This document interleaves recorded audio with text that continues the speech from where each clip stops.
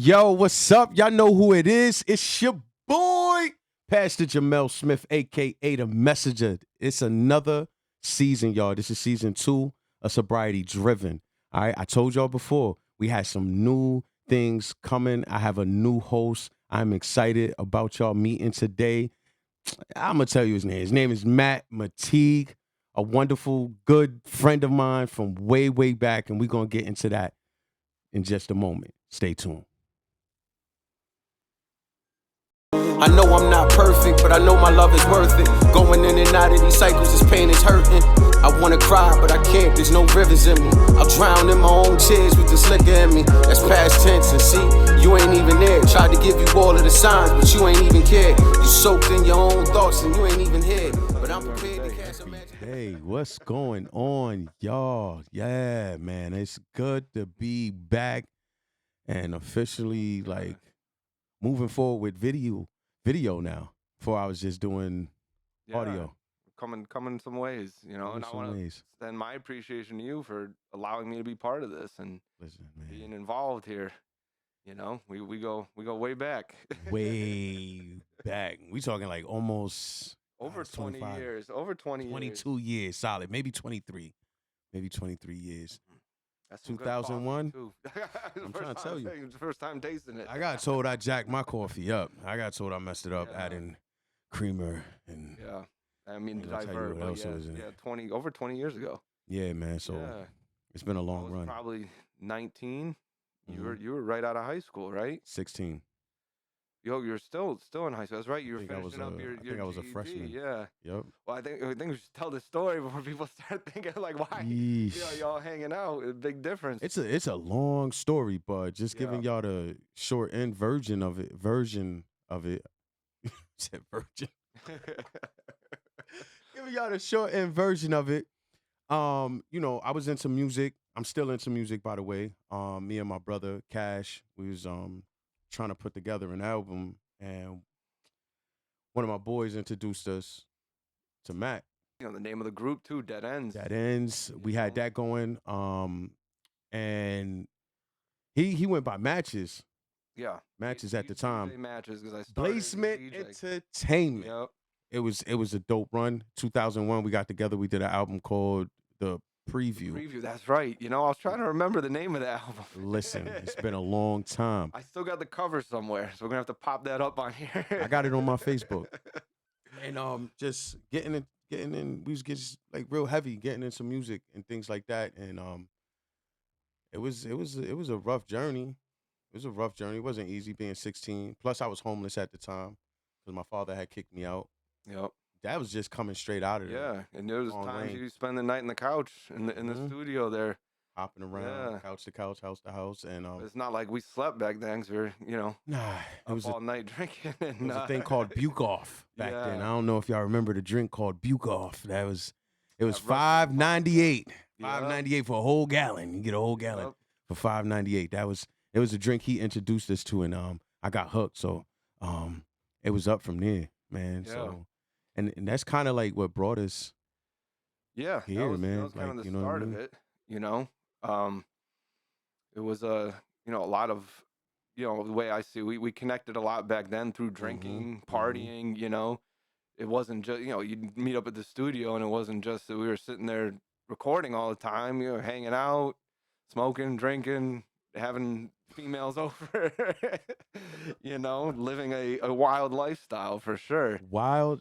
You know how you ever seen girls gone wild? Yeah. We was boys gone wild. We was, the kids call it outside today. I don't even know what we would call it back then. They wasn't outside. We was outside. We was really out there. Stuff we did was a lot worse than what they're doing now. Try not. You ever not try to think about something like you did before? Like you just like, I don't know if it's the shame or whatever. Yeah. But Well, I think that's part of it. Definitely the shame. But mine just being sober for 10 years, have gotten comfortable with the shame. Matter of fact, hold on, pause for that. Congratulations. 10 years being clean from alcohol. Let's get it. Yes, sir. Long 10 years. Decade, man. Decade.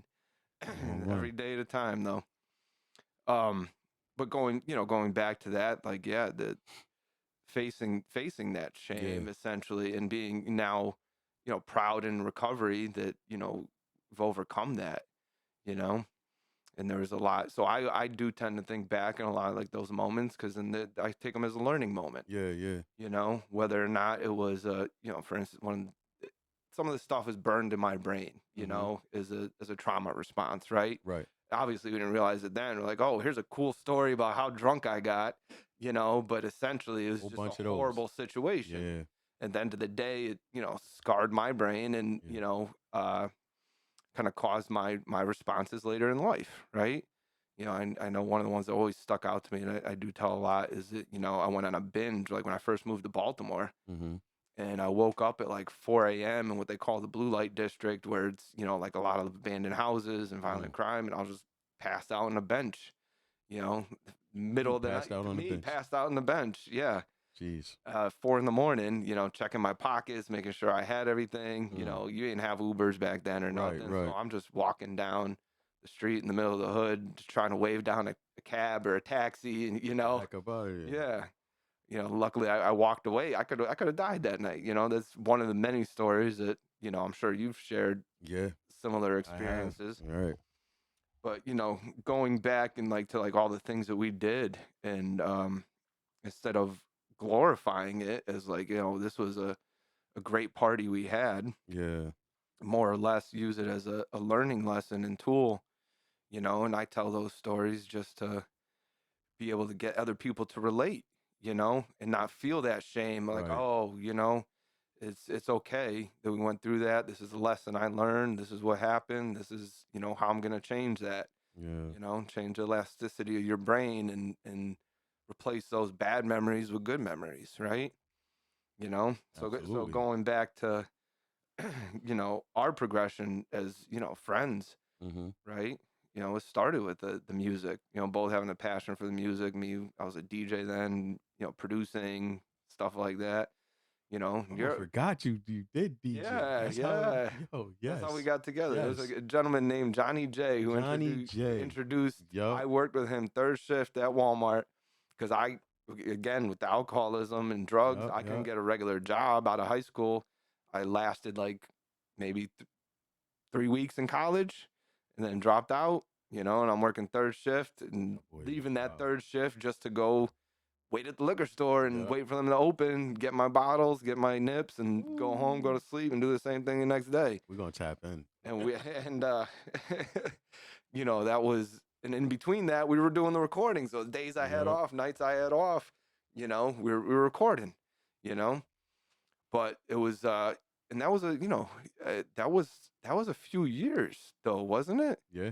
That was like good 2001, maybe to 2000. We ran all the way into like 2000. I think it was like 2000. Yeah, because we did the preview. Mm-hmm. Then we was working on the second ran on tour one. with that. You got some radio play out of that. We did shows, and that's when we did the Yukon show too.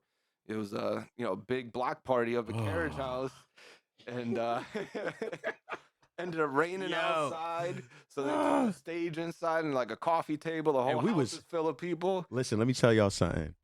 They wanted to cancel the show. We was like, nah. We was standing on the coffee table had to be no bigger than like 4 feet wide, like 4 feet wide. It was literally 3 guys at maybe 115, 145 pounds of it, because I was very skinny back then. Yeah. On top of this coffee table, talking about we living in a gangster's world. Yeah. And everybody was going crazy. And they was loving it. Yeah. Oh my goodness, man. It's the days, man. Those were the days back then, so people weren't all just putting their phones in there, but they were they were feeling it. They were dancing, they were singing the song, going crazy. Red cups everywhere. Yeah, the red cups. That's right. Red cups everywhere. Yeah, I think I had 2 red cups. And back then it wasn't necessarily filled with beer. They had that jungle juice pool. You would just mix with all kind of liquor. You just dip it in and it was take it, or one of those Gatorade. Yes, the containers, coolers, or whatever. And that was before Hypnotic. The Hennessy and the Hennessy and Hypnotic. Yeah, Hennessy and Incredible Hulk. Yeah. It was way before that. Before that. So yeah, that jungle juice. But then after that, right, we started working on a second album. And you guys started doing solo albums too. And then me and Cash was doing. Yep.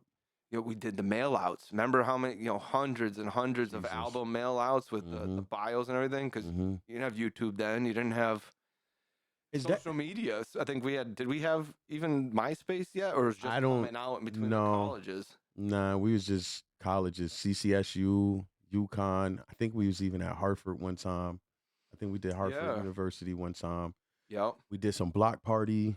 Yep. Block party, back of your house. Yeah, we did graduations. You're performing at graduations. We were performing at graduations. That was dope. I forgot. I don't know if it was Adam's house. It might have been his house. I don't think so. I think we did it. I remember. I don't know. It was my first keg stand, and let me tell you something. Let me tell you. Good God. Yeah, that got you. I don't even remember that. See, this is, that was one of the blacked out memories. 45 seconds. Yeah. 45 seconds. Being upside down on a keg stand is the worst feeling in the freaking world. Yeah. I mean, I came up thinking I was drowning. Yeah. I thought I was underwater. It was like waterboarding. I was like, oh my God. And all you could hear in the background is chug, chug, chug, chug. I wanted to punch everybody in their face that night because I had no idea what these guys was getting me into. What was about to happen? Listen, afterwards, it was a turn up. I'll tell you that much. But not, getting into your story and getting out of college and falling into those, rabbit holes with drinking. Yeah. Like, what was your game plan? Well, there really was no direction, right? It was like we all bonded over alcohol and partying, right? Even some of the songs we made back then were about that, right? So it was like music was the direction, but we also were in that mindset, like, because it was so glorified. Everything was glorified, It's like, if you're not popping bottles and drinking every night and smoking every night, then you're a loser, right? Yeah. That's what it was. So it was like, I think at that point, going back to, childhood traumas of, having to go above and beyond just to be noticed or accepted, etc., is that mentality that I know we both shared. We've talked about this prior. And, trying to be the best in music, reaching the top, and doing so while using drugs and alcohol as a clutch, but also it was a lifestyle. Yeah. We were growing up watching everybody around us drink, family parties, birthday parties, everything involved alcohol. Yeah. And it was the stories that were told were considered glorified stories, right? So I think that was, no real goal at that point. I think we were all just lucky to be making it to the next day. We were just having fun. Yeah. That's what it was. And it we got lucky and, it became serious. We did have a record deal from Cali at one point, and then we did, y'all. Yeah. That independent label offered us $100K, which is, I thought it was 175. Oh, maybe. I don't know. I knew it was 100 something. I heard 175. That's what I heard. Shoot. I remember that conference call. Yeah. You were present for that, right? Nah, you sent it. Oh, we recorded it. I think some of the group was there for that. You were pissed off at us because we were supposed to pop up, but okay. We were out doing other things. Yeah. Yeah. Living the lifestyle. Yeah. Too much of it. Yeah. And when you called, I think it was like 9:00 that night. And your memory's better than mine. It was me, Cash, my you at the time, Pressure, and you had called us, and then that's when we ran to somebody's house. I don't know, it was somebody's house, and we turned up. Yeah, we turned up. I remember not leaving till it was almost like 5 a.m. Yeah, like that was like a night. You know what I mean? It was almost like we were pre-celebrating. That moment. Yeah, I remember you sending the voicemail to us. And then you showed us, I forgot what you showed us, an email or something. It was something that you had showed us. Maybe it was an email with like the final agreement or offer or whatever it was. From the AR or whatever, who's, I think it was Eminem's AR at the time. And I forget his name, but yeah, man. We wasn't thinking then, about all the success and I had problems. Yeah. But not realizing that I was self-medicating at the Oh time. yeah, and then we Like, all just were. getting Yeah. through the process. I'm like, yo, Yeah. this feels good. And it was like, Yeah. I wasn't looking at being homeless. I wasn't Yeah. looking at where I'm gonna get my next meal from, or being out there hustling, robbing people and stuff. I wasn't looking at that. I was just Yeah. having fun. You know what I Yeah. mean? I'm 16 years old. I'm on my own. Yeah. You was just out of college. You know what I mean? I was High just out of school, high school, going yeah. into college. Yeah. So it Yeah. was just like, yo, I believe everything is divine. Yep. You know what I mean? Yeah. I think me and you cross paths Everything happened for a reason. for a particular Yeah. reason. I mean, our friendship has always been strong. Yeah. You know what I mean? I can't say that we ever had a fallout. I think we had one disagreement one time, Yeah. and that was the last disagreement we ever had. Yeah. Past that, and then everything has been like, I could go 2 months without talking to you. Yeah. I think it was like the last time we spoke, it was almost like, man, when moms moved, It was probably a year ago. maybe longer, Maybe honestly. Yeah. Yeah. You know what I mean? And to just had a conversation to jump back up Yeah. and, revisit certain things and look at like, yo, our lifestyles were similar to the drugs and Yeah. alcohol, but outside how we was living, Yeah. it wasn't hustling, gang banging, and doing nothing like No, that. But you no. still had Yeah. issues. And I was still know what I'm saying? around it whenever, wasn't like I had to turn away when things went down, We're like, Matt oh, looked the we're other gonna way, go yo. somewhere over here. I'm like, okay, let's go. Yo, listen, I'm trying to tell y'all. But yeah, you're right. And we grew separately on our own journeys. Yeah. And it's amazing that where we are today Mm-hmm. and being able to reconnect, and going back to the story how we even got here. Mm-hmm. You called me. What was this? Maybe 3-4 weeks ago. Maybe long. Nah, it's been almost a month now. A month ago. Yep. Because you were at that place where we had that concert at Mhm. UConn, and you were Mhm. calling me to be like, hey, Mhm. where was this? What Yo. was going on? Because the Yeah. house looks so familiar. The Yeah. deck. I'm like, I'm on this deck, and I say, yo, I think we was on this deck performing. Yeah. And it's just like every time I drove up there, it brought back Those those memories. Yeah. I ain't gonna say all of them were good. Now, knowing what I know now, Yeah. of what I was dealing with, looking at it, it's like, damn. Like I was Yeah. really going through it through these times. Yeah. Looking at it like that, and then just And it's a real Yeah, this is where we was at. realization. Yeah. Yeah. And now you're creating new memories going back Mhm. there and, now doing positive things out there working, seeing it in different light and sober eyes too, Mhm.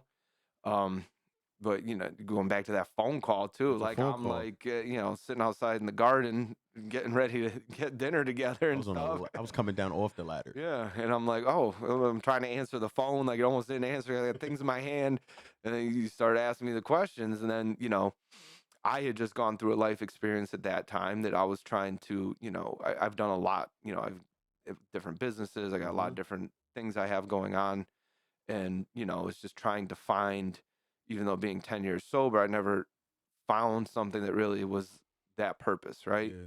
Like where something's like, I've always throughout my business activities and owning retail and connecting with customers, I always told my story. Mm-hmm. I was always open about my recovery and that I, however many years and what happened and Yeah. where I am. And a lot of people would tell me, hey, that conversation just saved my day. Like you just made it brighter for me right now. It's nice That's awesome. to have this, somebody else that can relate to. I'd never experienced that, or like I just started a couple days ago, and given that hope, Mm.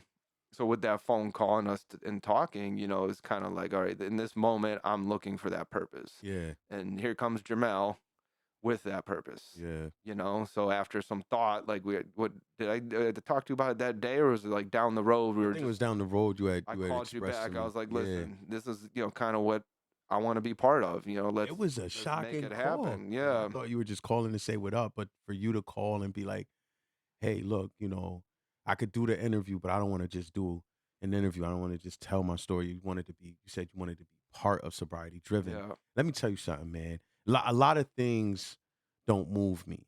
You Yep. know what I mean? But when you said that I told you saying that gave me purpose. Yeah. Because when I started this, I had no idea where this was gonna shift, Yeah. where it was gonna go. I just knew I wanted to share my story like you Yeah. and help other people come into, sobriety, being sober, because it's like bondage, man, of Yep. going through alcohol and drug abuse. Your mind just becomes so cluttered with things, and you think you're like worthless, Yeah. but you're not. So I was just like, I told you, Sobriety Driven came from me reading this book, Purpose Driven Life. Yep. And that was almost 18, 17 years ago when I read this book. So going through my addiction, I had to go back to that book, Yep. and the Lord just gave me that, man. He's like, yo, I ain't like, well, God, what's my purpose? Yeah. So when you brought that, it just shined light on me. Yeah. So just to And have I you wanna- here, bro, I'm telling you, I am very, it's somebody I went Yeah. through We went through with the me. We went through this trenches. together. Like, Yeah. you know what I'm saying? And then found it on our own, our separate paths. God rescued you, and in some ways, I'm not as much of a religious person, but I feel, I'm gonna tell you this story now. I haven't told you this story. Let me hear it. So, I told you, when we first started talking, I was like, I don't have those religious points, but I am confirmed in the church. I've read the Bible a few times, so I went out and bought a Bible. Right. First night, I started reading the Bible. I was awakened in the middle of the night by somebody saying my name. I heard Matt like right next to me in my ear. Yeah, yeah. So, at that point, is kind of a reconnection with me and God and religion, and whether, however that higher power is. But that was a calling for me. That was an eye opening for me. And ever since that night, I'm reading my Bible every night, and, continuing that path of like everything's supposed to happen when it happens. Right. And this is what brought us to today. All those trials and tribulations that, we've had separately. You built this platform, and did all the legwork, did all the, putting everything together, and praise the Lord. and being able to just be part of it and be able to have something that's there. And now let's, together we could take it to another level, I don't know if that was a teardrop that just came Yeah. down, or my eyes, or if it's the light in the room. But man, like that's, man. Yeah. Right there. So I felt that, and it's just a stronger push towards it. We're going in the right direction. This is where I feel my purpose is now, part of it, this journey with you. Yeah. And taking it to different levels for us to be able to help different people that have gotten to, that maybe they're rock bottom, and we're here to help lift them up, or ones that are just starting their journey that need to have some relation or excitement, or, more education. That's what some people just need, man. Some people don't have those resources to tap into. Yeah. Like we didn't have.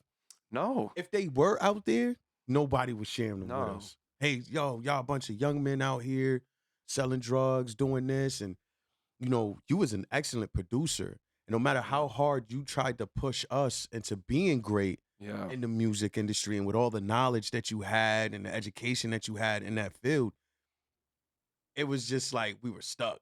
Yeah. We were in the mud. You know what I mean? And just trying to find our way Yeah. out, hoping that somebody could toss us a doggone hook or something that we could just hold on to. And we thought that was it. We thought that would get us out of the mess that we were in. I look back at it, man. I said, I think if we would have accomplished that goal, I think we would have went further down that hole. I think so too. I think that probably if what went down didn't go down for us to lose that deal and the group split up. Yeah. And we probably would have been self-sabotaged. I say that when you said, whatever brought us to this purpose brought us here. Some things were meant to be, some things were just meant to be like that. Yeah. And it's hard accepting that. Yeah. Like, why didn't I become that rapper? Why didn't I become that football player? Why would God give me all this God-given talent? You know what I mean? And stop me at that point, because we didn't see the destruction ahead. Yeah. They say warning comes before destruction. We didn't see it. Yeah. And even just we're not doing music. No. We're not DJing. No. I'm not rap. I still rap, by the way. Shouts out to my Bishop Rasheem Brown real quick. Album dropping December 7th. Get ready for it. You know what I mean? We got something new coming. But it's just, I'm not where I wanted to be with music. Yeah. You know what I mean? It's more of a therapeutic thing for me than what it was back that then. creative outlet is what you've attached to and been able to use as that. Whereas me, I'm always diving into my work, businesses, creating something, selling it, going on to the next thing. That's been my, kind of clutch, Yeah. and I'm finding that additionally that, that's kind of addictive behavior too, right? You facts. So I'm trying to justify my worth, Yeah. right? Yeah. Um, so I'm on this journey now too with, self-discovery and learning how to, restructure my brain and thoughts from those, childhood traumas that Right. set me on that path with, that like you must be great to be noticed or worthy or, whatnot. And that was what, alcohol was covering up too back in the day, you know? So that was you didn't feel good that morning, you drank, you feel great, What's going on, y'all? Here I have Foreigner's Cottage Coffee. That's all I drink. That's all I prefer. And you could get your own bag, grounded or not, medium or dark. And the owner is Melissa, founder and owner of Cottage Coffee. And you could contact her at 203-465-8180.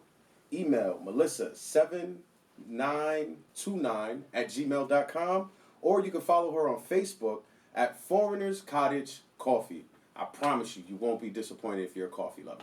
Make sure you grab your bag today. And I always remember, I can you remember the first day you ever had a drink? Yeah, actually, I can. I was 9 years old. Oh, wow. Yup. It was a 40 with a dog on it. Oh, It's like, geez. I don't know if it was Mad Dog 11 Yeah. or something, but it wasn't like I can't say it was an accident. I saw it. My sisters was throwing a party upstairs on the second floor. Yeah, I'm snitching.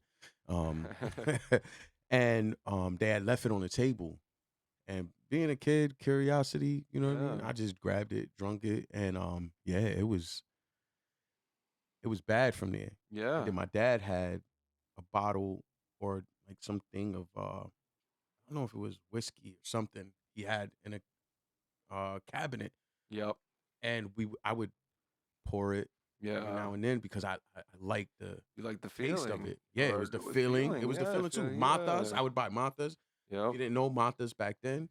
Had 5% alcohol in it. Okay. And they were selling those in the convenience stores, in the bodegas. Really? So you could just go buy Mata. I Yeah. didn't know it had. Yeah. And my mom was like, why is this boy always running around like, hyperactive and all this other stuff?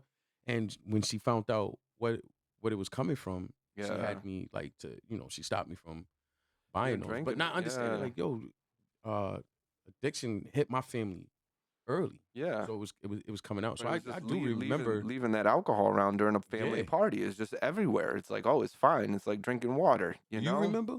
Yeah, I remember my first time. That's one thing always stuck in me. I was 13 years old. I was in 8th grade.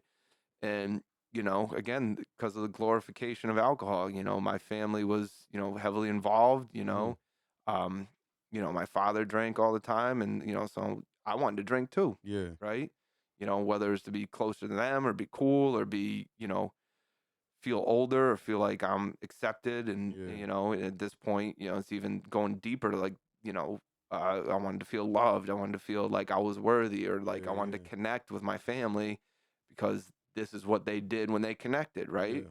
So I went and stole a bottle of Captain Morgan from the liquor cabinet, went to my friend's house and was like, look what I got, and we sat there and the whole bottle. Yeah, the whole bottle. A couple 13-year-old boys drank a whole bottle. Oh my goodness. And just sat up playing video games. And I was like, you playing video games on Captain Morgan? Yeah. I don't know White or brown? It was the brown Captain Morgan, yeah. And it was it made everything so much fun. There was no worries, and especially, being in 8th grade, you're starting to hit puberty, so you have all that extra, I don't know, baggage, stress, things that were not, we didn't have the Be Nice anti-bully movement back then. Like everybody was on T. Like if you said something wrong, everybody's making fun of you. Everybody's doing, and unfortunately, like, even at that young age, lost some classmates to suicide. Yep. you know, and continued out throughout high school, Yeah. you know. So dealing with that, and everybody also had that same environment with alcohol. Yeah. I seen a clip the other day that's like, with alcohol being so glorified, like everybody knows somebody that's life was Mm-hmm. traumatically affected by alcohol, whether it was Mm-hmm. family abuse, an incident, a death, different things like that. Um, you know, that was the cool thing. So Yeah. everybody did it. So Yep. you'd be going out after that point, after that first drink and that first party, the hell, let's all go get together on the weekend. Let's Yep. go sneak bottles. Whose parents can we steal from this weekend? Pouring it in your little water bottle in Yeah, school. yeah. And then from there, it was just a wrap. Like you get to high school every weekend. Yep. We started drinking on Thursday nights, Wednesday Mm-hmm. nights, and not realizing how much damage we were doing to ourselves. Was you ever drunk in school? Yeah, I'm sure I was. I don't remember offhand. I remember being high in school and getting kicked out of class. I remember smoking weed before we went into class. I ran out of class on shrooms. That was a bad experience. Yeah, I would never, ever, if I ever did drugs again, yeah. it would not be shrooms. Well, yeah. It was purple really, monkeys really and mess pink your mind monkeys up. everywhere. Yeah. Hallucination is a mug. I'm trying to Yeah. tell you. That's one thing that So- I was always afraid of. Like I never did shrooms or acid. I was always afraid of the psychedelics. I did see Yeah. one of my friends just completely flip out, Yeah. and he ended up losing his life later on to heroin. Mm. So I stuck to the more speed drugs. Like if I'm Yeah. drinking all night, we're buying cocaine, we're buying Adderall, we're continuing the party till the next day. But going back to that, just relationship with alcohol became my best friend. Yeah. Right. So it progressed in high school as you're going through puberty. You're trying to figure out how to talk to girls. Yep. Oh, I can't go to a party or a dance unless I'm drunk. Mm-hmm. And then confidence. Mhm. And then, sometimes it helped you, but then sometimes you made a fool of yourself. Yeah. Luckily we didn't have camera phones back then. Right. Yo, if we had camera phones. Yeah. Good God. I know there'd be so much more, I guess, it's internal damage when you hear the story of what you did, regardless, your friends calling you up like, yo, man, you did this and this last night. Like, you need to go apologize to these people. You know what kind of videos would be out of us? Yo. Yeah. I would, some Bro, that I'd I probably remember, still most be of them I drinking. don't remember. Yeah. If half of the stuff that we were doing was leaked out, I don't think we would be here today. I think we'd be dead. Yo, Dead or in honestly, jail, respectfully. Yeah. Yes, I agree with you. The amount of trauma that would have triggered for us, or depression, or just shame, as you brought Just up looking earlier. back over it sometimes, it's just Yeah. like, damn, I did that. Yeah. Like, and what like the that heck was I wasn't. thinking? Yeah. And it felt like it wasn't you, But right? because it wasn't. Yeah, exactly. You know what I mean? And a lot of people say when you're under the influence of alcohol, a lot of things aren't justified. Yep. You know what I mean? A lot of things aren't justified when you're under the influence of marijuana. I never really acted too. I wasn't out of control with that. Yeah. Cocaine, ecstasy, perks, the Yeah. Adderall mixing with the cocaine. Those are the things that got me in a lot of trouble. Yep. You know what I mean? And I would always go back. And y'all used to tell me, I remember one time you told me a story. I did something while I punched somebody or something like that. We was walking. And he was like, yo, you just walked up on him and I'm like, why would I do that? Yeah. Like, why would I just walk up on somebody? Oh, because you felt they was looking at you strange. Yeah. And that's the thing too. When you under the influence, you feel like everything around you is against you. You feel like everybody is against you.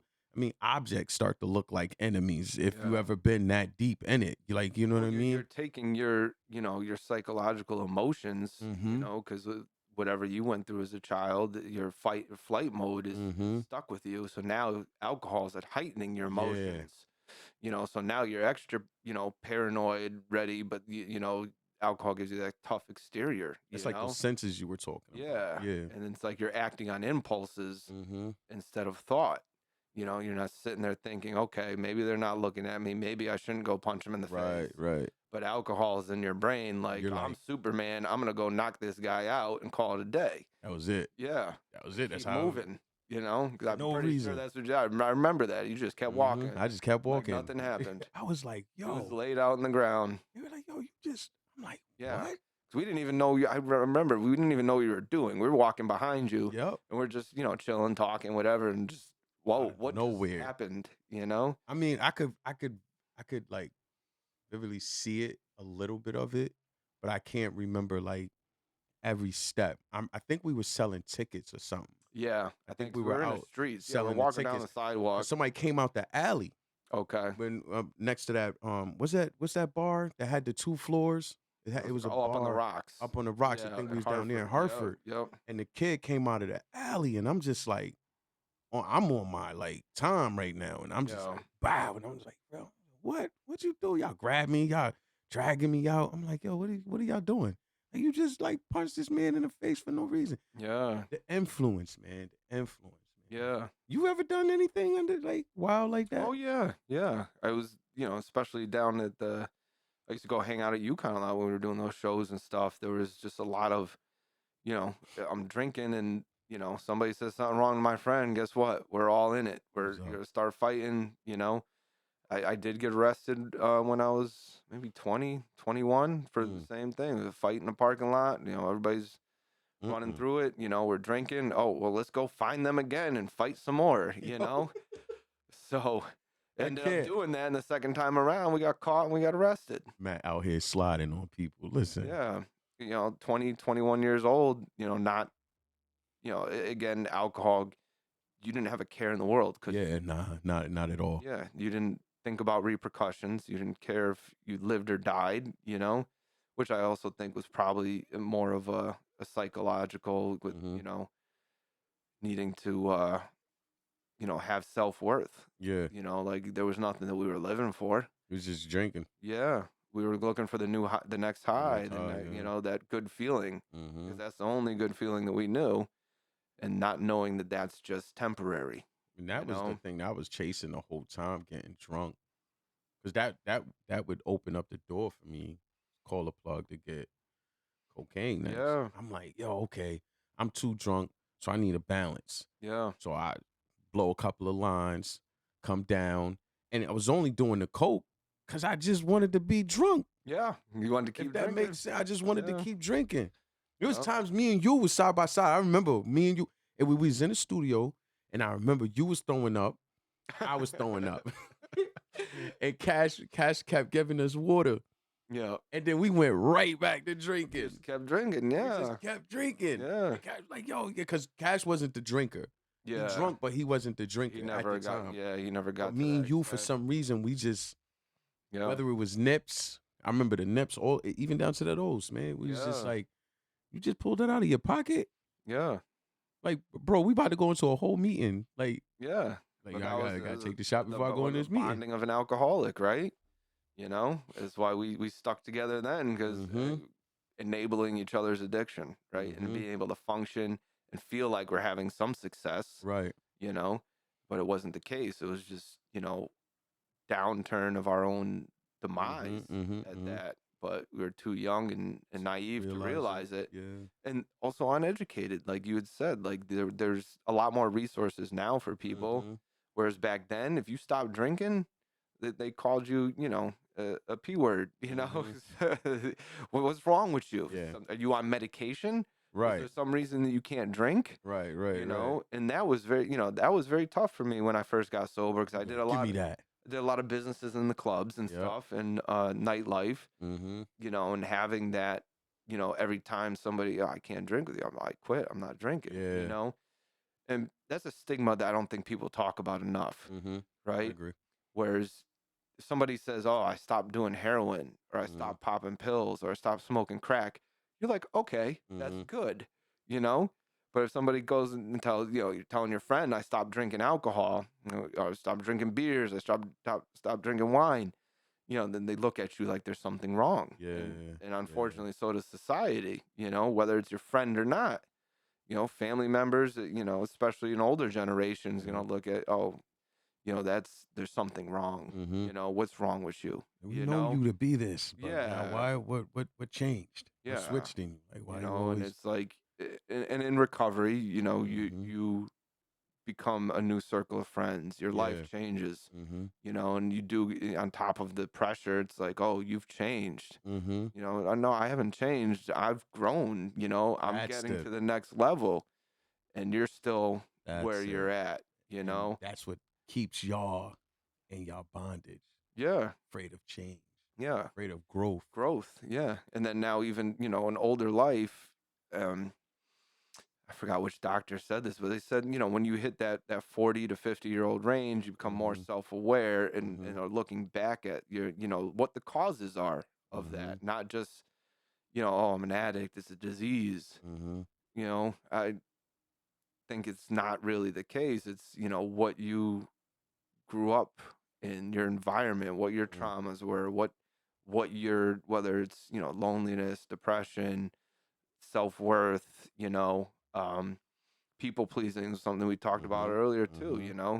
because you never had that gratification, Mm-hmm. that when you needed it as a child, right? You Seeking that didn't, validation from yeah, people and all that. Yeah.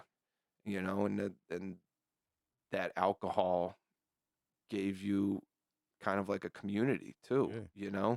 because you're hanging out drinking with your friends, but Mm-hmm. now, sober, and you're now older and learning about these traumas and being able to kind of make yourself even more happier, Mm-hmm. redirecting your brain and reliving, better moments in life Mm. and things of that nature. Um, and again, doing so, circles change on that level too, Yup. Even through those phases. Yeah. Because you emotionally grow, you Yep. mentally grow, your awareness, everything about you. And then it's almost like you would think people would want that for you. And you Yeah. start feeling isolated. Yeah. Like, why are you hating on me for Yeah. growing? Like, why am I? And it's like, Recovery can be very lonely it too. is. It really is. Yeah. I'm going to be honest. I hear this a lot. They say some things aren't for the weak. You got to be mentally strong Yeah. to want this. Yeah. You got to want it. Yep. People tried to push me into recovery and force me to, get clean and get Yeah. sober, being on drugs for almost 9 years, Yep. alcohol, you know what I'm saying, for like as long as I can remember. And it was just like, yo, what do you want from this? Like, what do you want out Yeah. of this? Like, what like, because if not, you find yourself dying there. Yeah. And Like you did said feel earlier. when people were pushing you to recovery that you didn't want to do it? Like, no, I don't want to get sober right now. Yeah. I felt the same way too. Like Mhm. my mother would constantly, try to push me to, stop drinking, because my mother unfortunately witnessed some of my situations of, uh, ended up not being a good, outcome Yeah. because of alcohol. Yeah. So she would push me to slow down or, stop drinking. And no, I don't want to do that. Yeah. I don't want to do that. It was until the point where, I always say this, my son saved my life. Yeah. At a year old, I had, a crazy binge. Yeah. And, a doctor told me after going to, because I was hungover for like 6 days. Yeah. Went to the doctor and he said, if you keep down this path, you're going to die in like Yeah. 6 months. He's like, your liver's not looking good. Mm. Liver enzymes are up, fatty liver, etc. Kidneys are not looking good.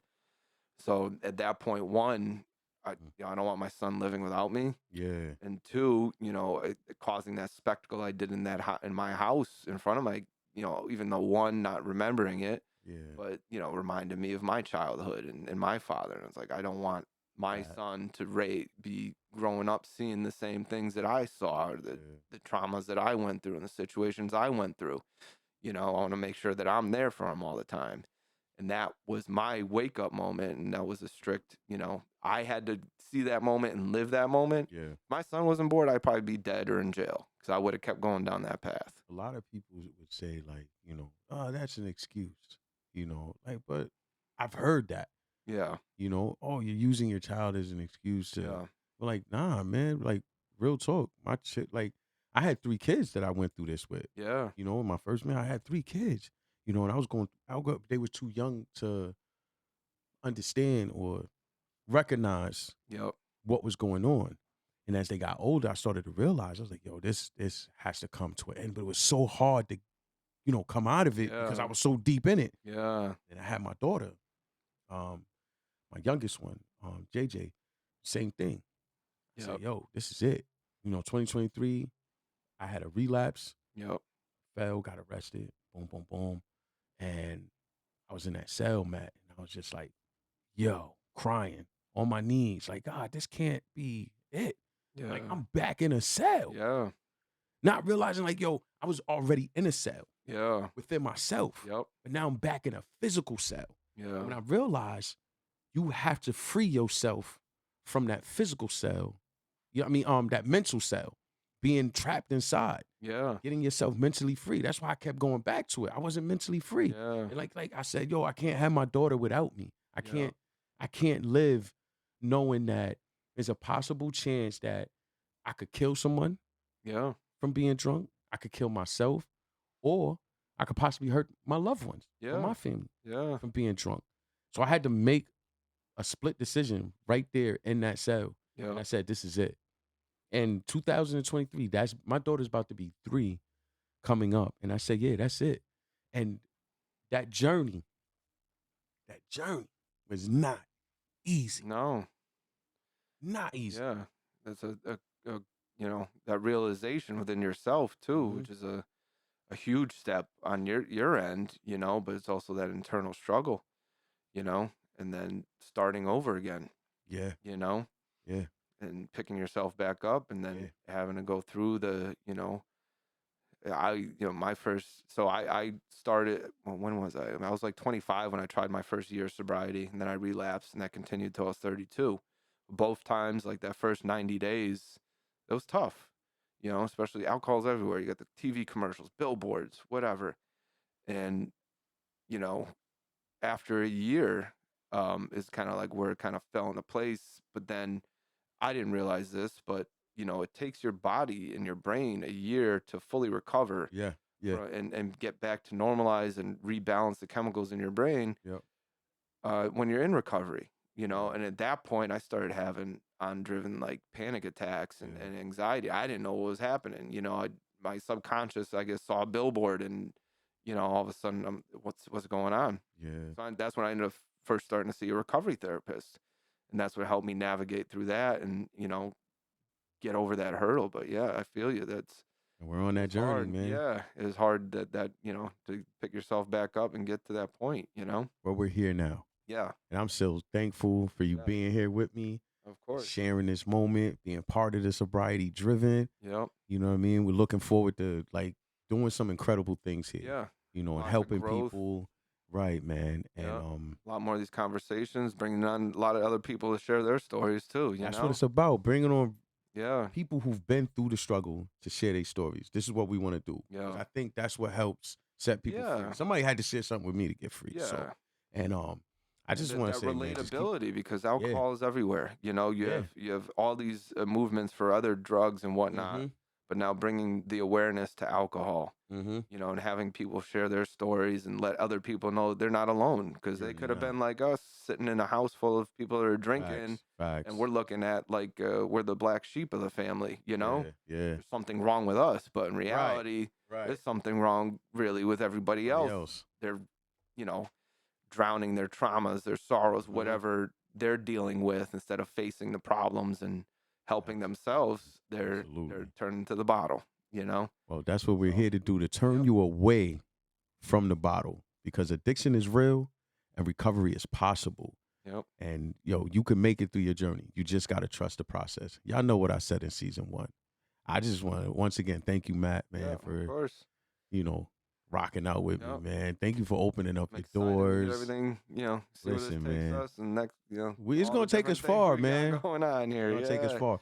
So, man, listen, we'll be back with more. I know we revisiting within like the next month or so, Yep. and I we're think gonna it's a have game some. plan, start once a month, and then start pushing more and more Let's stuff. go. Yeah. Let's go. Let's do it. Well, y'all know who it is. It's your Pleasure. boy, Pastor Jamel Smith, aka the Messenger, and I'm with my mans. Matt McTeague. Let's go. All right. But I can't there's no rivers in me. I'll drown in my own tears with this liquor in me. That's past tense, and see, you ain't even there. Tried to give you all of the signs, but you ain't even care. You soaked in your own thoughts and you ain't even here. But I'm prepared to cast imaginations out the air. I'm floating in the sky and I ain't coming down. I'd rather soar alone before I hit the ground. I ride solo, my pride that's a no-no. Clip my own wings before I ever let you tear me down. God resides in me, his power resides with me. He opened up my eyes to see his angels guiding me. I'ma set my feelings aside and take a knee, cause he rose from the crypt covered in blood is what I be. Whoa.